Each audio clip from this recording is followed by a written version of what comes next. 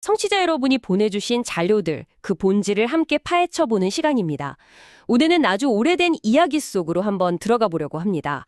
구약성경 사사기에 나오는 미가라는 남자, 그리고 단지파라는 한 부족에 대한 기록인데요. 네, 맞습니다. 사실 겉으로만 보면 그냥 어머니 돈 훔친 아들, 그리고 땅 찾아 헤매는 부족 이야기 정도로 보일 수 있는데, 여러분이 보내주신 자료들은 여기서 굉장히 흥미로운 패턴을 발견했어요.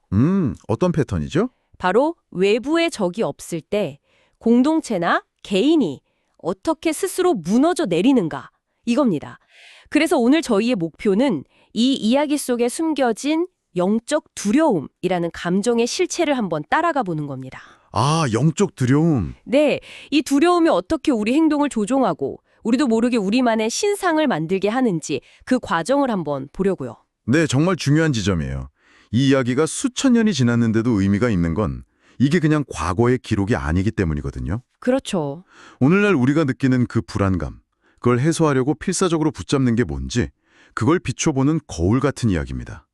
핵심은 관계의 단절이고요. 관계의 단절이요? 네, 신과의 관계 혹은 공동체와의 관계가 끊어졌을 때 인간이 어떤 방식으로 자기 안전을 확보하려고 하는지 보여주는 아주 날카로운 분석이라고 할 수 있습니다. 좋습니다. 그럼 이야기의 시작부터 한번 들어가 보죠.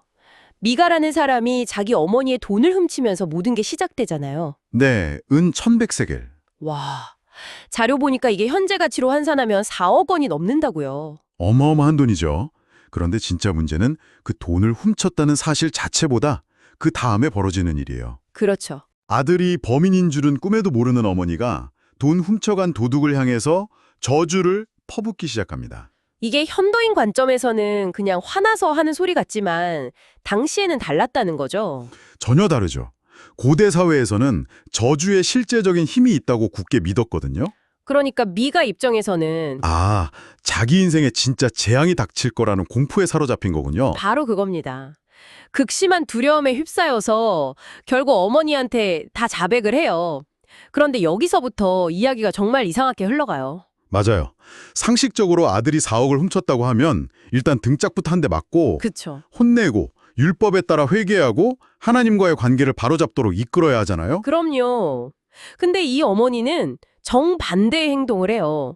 아들을 책망하는 대신에 자기가 퍼부었던 그 저주를 막기 위해서 훔쳤던 돈으로 신상을 만들자. 우상을 만들자고 하죠. 네. 아니, 이 부분이 저는 제일 이해가 안 됐어요. 왜 해결책이 우상 제작이 되는 거죠? 바로 그 지점이 자료들이 공통적으로 지적하는 영적 두려움의 핵심인 겁니다. 아, 영적 두려움이라는 건 하나님과의 관계 회복을 통해서 담대함을 얻으려는 게 아니고요. 나의 어떤 행위를 통해서 미래에 닥칠지 모를 불행을 통제하려는 시도, 이걸 말하는 거거든요. 통제하려는 시도. 네, 미가의 어머니는 회개와 용서라는 그 불확실한 길 대신에 신상이라는 눈에 보이는 물건을 만든 행위로 아들에게 닥칠 저주를 막아보려고 한 거죠. 일종의 부적을 만드는 심리네요. 맞습니다. 딱 그거죠. 하나님을 믿는다고 말은 하지만 실제로는 보이지 않는 하나님께 직접 나아가는 게 두렵고 불안하니까 내 손으로 만든 확실한 안전장치에 의존하게 된다. 이런 말씀이시군요. 네. 그럼 오늘날 우리에게 이 신상은 뭘까요? 자료에 재밌는 예들이 많아요. 예를 들어서 일주일 내내 세상에서 잘못 살아온 그 죄책감을 털어내려고 주일에 유독 더 열심히 봉사하거나 평소보다 많은 헌금을 내는 행위요. 아, 물론 그게 하나님과의 관계 회복이 목적이면 건강하죠. 하지만 그 목적이 내 불안감을 잠재우기 위한 종교적 거래라면 내가 이만큼 했으니 하나님도 내 죄 좀 덮어주셔야 합니다. 라는 식의. 네, 바로 그게 현대판 신상이라는 겁니다. 듣고 보니 그러네요. 자녀를 위한 기도 예지도 나오더라고요. 아, 네. 그것도 아주 날카로운 지적이죠. 자녀의 영혼의 성정보다는 세상에서의 성공과 안전만을 간절히 비는 기도. 이게 어쩌면 자녀에게 하나님표 부적을 달아주려는 부모의 불안감일 수 있다는 거예요. 하나님을 인격적으로 신뢰하기보다 하나님의 능력을 내 자녀를 위한 안전장치로 이용하려는 마음. 바로 그겁니다. 이와 관련해서 자료에 아주 흥미로운 일화가 하나 있었어요. 설교 중에 에스겔 선지자를 실수로 아, 에스레기. 네, 그렇게 발음한 전도사님 이야기요. 네, 그 이야기가 이 개념을 정말 잘 설명해 주죠. 그 전도사님이 그 말실수 하나 때문에 엄청난 불안감에 시달려요. 나는 자격이 없나 봐. 하나님이 날 버리시면 어떡하지? 이런 두려움이에요. 네. 그런데 그 두려움이 해결된 게 신학 서적을 더 파고들거나 더 열심히 기도해서가 아니었어요. 오히려 담임 목사님이 조용히 불러서 괜찮다, 그럴 수 있다 위로해주고 같이 밥을 먹었을 때 그때 그 두려움이 눈 녹듯이 사라졌다고 하죠. 맞습니다. 두려움의 진짜 해결책은 더 완벽한 행위가 아니라 따뜻한 관계의 회복에 있다는 걸 보여주는 아주 좋은 예시인 거죠. 미가의 어머니는 그 관계 대신 행위를 택함으로써 더 큰 문제의 씨앗을 심게 된 거고요. 그렇죠.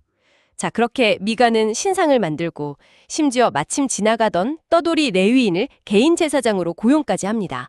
완벽한 종교 시스템을 구축한 거죠. 네, 그리고는 아주 자신만만하게 선언하죠. 이제 여호와께서 내게 복 주실 줄을 아노라. 모든 불안 요소를 통제했다고 믿은 건데 바로 그 믿음이 산산조각 나기 시작하더라고요. 네, 하나님은 우리가 그분 대신에 의지하는 것들이 얼마나 허무하게 우리를 배신하는지를 아주 적나라하게 보여주십니다. 자료에서는 이걸 두 가지 배신으로 설명해요. 두 가지 배신? 첫 번째가 바로 기회의 배신입니다. 기회의 배신이라면 미가에게 기회라고 여겨졌던 그 레위인 제사장 말인가요? 그렇습니다. 미가는 돈으로 정식 제사장을 고용했으니 이제 하나님께 복받는 건 따놓은 당상이라고 생각했어요. 하나님을 자기 시스템 안에 가두고 통제할 수 있다고 믿은 거죠. 하지만 땅을 찾아 헤매던 단지파가 나타나서 더 좋은 조건을 제시해요. 한 가문의 제사장이 아니라 한 지파 전체의 제사장이 되게 해주겠다. 그러자 그 레위인이 한치의 망설임도 없이 미가를 배신하죠. 네, 미가가 만든 신상까지 전부 훔쳐서 미련 없이 떠나버립니다. 와, 자신의 안전을 위해 가장 공들여 만든 장치가 가장 먼저 그를 배신한 셈이네요. 바로 그겁니다.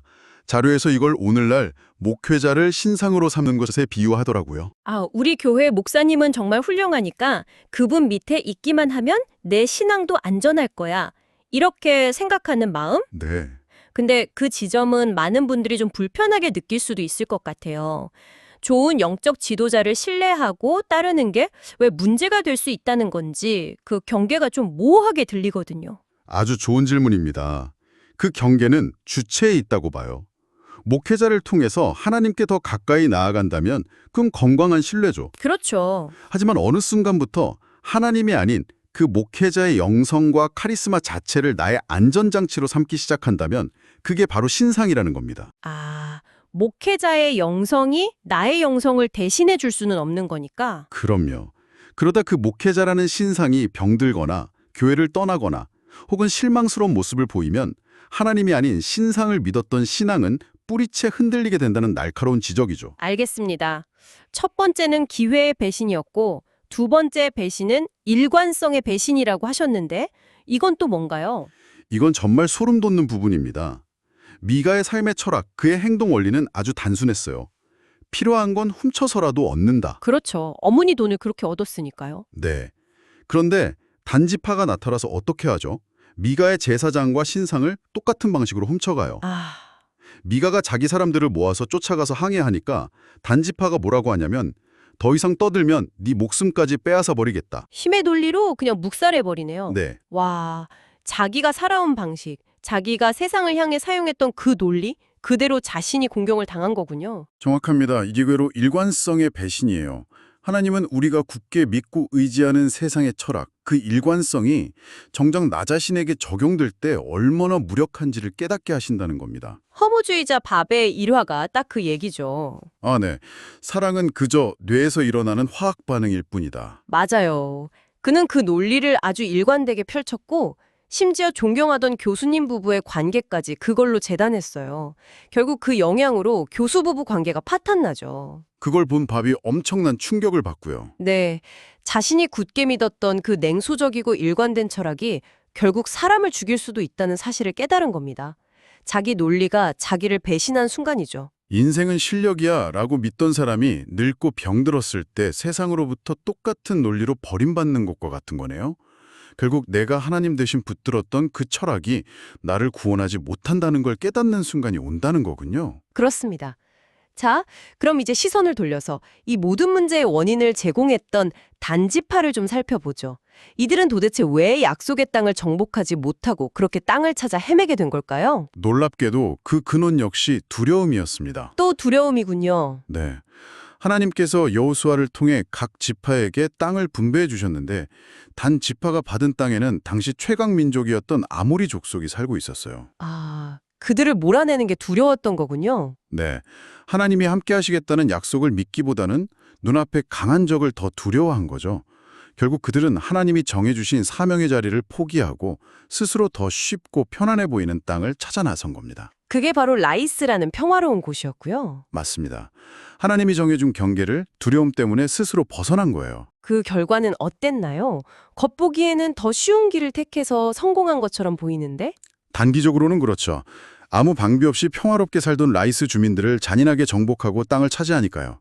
하지만 성경의 역사를 길게 보면 결국 이스라엘 12지파 중에서 그들의 이름은 사라져버립니다. 아, 하나님과의 관계를 끊고 스스로의 힘으로 안전을 도모하려던 이들의 마지막이 존재의 소멸이었다는 건 굉장히 의미심장한 결말이죠. 그런데 여기서 이야기가 정말 상상도 못한 반전을 맞이하죠. 네, 이 부분이 이 모든 이야기의 클라이맥스라고 할 수 있습니다. 단지파가 정착했던 바로 그 지역, 라이스가 훗날 신약시대에 아주 중요한 역사적 무대가 된다는 사실이요. 맞습니다. 두려움 때문에 하나님을 떠나 우상을 세웠던 그 비극의 땅 라이스는 훗날 가이사랴 빌립보라고 불리게 됩니다. 가이사랴 빌립보, 예수님이 제자들에게 그 유명한 질문을 던지셨던 바로 그곳. 사람들이 나를 누구라고 하느냐? 정확합니다. 당시 가이사랴 빌립보는 로마 황제를 신으로 숭배하는 거대한 신전이 세워져 있었고 온갖 이방신을 섬기는 우상으로 가득한 곳이었어요. 말하자면 당대 최고의 권력과 부를 상징하는 세상에서 가장 화려하고 거대한 신상이 있던 곳이네요. 바로 그겁니다. 세상에, 미가가 자기 집 구석에 만들었던 그 조악한 신상, 그리고 단지파가 두려움 때문에 세웠던 그 우상의 역사가 겹쳐지는 바로 그 공간으로 예수님이 제자들을 일부러 데리고 가신 거군요. 네, 인간의 두려움과 실패, 배신과 우상 숭배의 역사가 응축된 바로 그 상징적인 장소에 제자들을 세워두고 물으신 겁니다. 이 세상의 모든 신상들 앞에서 너희는 나를 누구라 하느냐? 와, 이 모든 배경을 알고 나니까 그 질문의 무게가 정말 완전히 다르게 느껴지네요. 그렇죠. 그냥 신앙을 점검하는 질문이 아니었던 거죠. 그때 베드로가 했던 위대한 고백, 주는 그리스도시요, 살아계신 하나님의 아들이시니이다. 네. 이 대답은 단순히 그의 개인적인 믿음의 표현을 넘어섭니다. 그 고백은 두려움 때문에 스스로 신상을 만들고 약속의 땅을 떠나 방황하다 결국 사라져간 지난 수백 년간의 모든 인간적 실패에 대한 유일하고도 최종적인 해답으로 제시되는 거예요. 그래서 자료들의 결론은 이겁니다. 우리가 두려움에 사로잡혀서 또 다른 신상을 찾아 나서기 전에 예수님이 먼저 바로 그 실패와 절망의 현장으로 찾아오셔서 우리와 하나님 사이에 끊어진 관계를 회복시키셨다는 것. 네. 이 복음을 아는 사람만이 더 이상 스스로 안전장치를 만들 필요 없이 실패하고 넘어져도 괜찮다는 걸 알고 담대하게 하나님께 다시 나아갈 수 있다. 이런 메시지를 던져주고 있습니다. 오늘은 미가와 단지파의 이야기를 통해서 두려움이라는 감정이 어떻게 우리를 잘못된 길로 이끄는지, 또 우리가 안전을 위해 만든 장치들이 오히려 어떻게 우리를 배신하는지를 아주 깊이 있게 살펴봤습니다. 네, 한 개인의 집에서 시작된 작은 두려움이 결국 한 지파 전체를 소멸로 이끌고 또 그 실패의 현장 위에서 가장 위대한 희망이 선포되는 정말 장대한 여정이었네요. 그렇습니다. 결국 두려움의 근본적인 해결책은 더 정교한 나만의 신상을 만드는 게 아니라 깨어진 관계를 회복하는 것밖에는 다른 길이 없다는 걸 다시 한번 확인하게 됩니다. 네. 오늘 우리가 나눈 이 이야기들은 청취자 여러분 각자에게 마지막으로 이런 질문을 던지는 것 같아요. 당신이 인생의 불안감을 다스리기 위해 남들 모르게 은밀하게 세워둔 당신만의 신상이나 안전지대는 무엇입니까? 그게 뭐 당신의 실력일 수도 있고 재산일 수도 있고 혹은 어떤 특정한 관계일 수도 있겠죠. 그리고 그 모든 것을 내려놓고 때로는 불확실해 보이더라도 오직 관계 안에서만 주어지는 참된 평안과 담대함을 신뢰하며 살아갈 용의가 있으십니까? 한 번쯤 조용히 자신에게 물어볼 만한 질문인 것 같습니다.